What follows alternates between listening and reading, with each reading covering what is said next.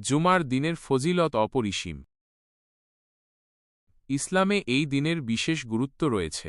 জুমার দিনের কিছু ফজিলত নিচে তুলে ধরা হল। শ্রেষ্ঠ দিন। জুমার দিনকে সপ্তাহের শ্রেষ্ঠ দিন হিসেবে গণ্য করা হয়। এই দিনে আল্লাহ তাআলা বিশেষ রহমত বর্ষণ করেন। গুনাহ মাফের দিন। এই দিনে বান্দার গুনাহ মাফ করা হয় এবং দোয়া কবুল হয়। দোয়া কবুলের মুহূর্ত। জুমার দিনে একটি বিশেষ মুহূর্ত রয়েছে যখন আল্লাহ বান্দার দোয়া কবুল করেন। বিশেষ নামাজ। জুমার দিনে জুমার নামাজ আদায় করা হয়, যা বিশেষ ফজিলতপূর্ণ ইবাদত। গুরুত্বপূর্ণ কিছু ঘটনা। ইসলামের ইতিহাসে অনেক গুরুত্বপূর্ণ ঘটনা এই দিনে ঘটেছে। সূরা আল কাহফ পাঠ করা।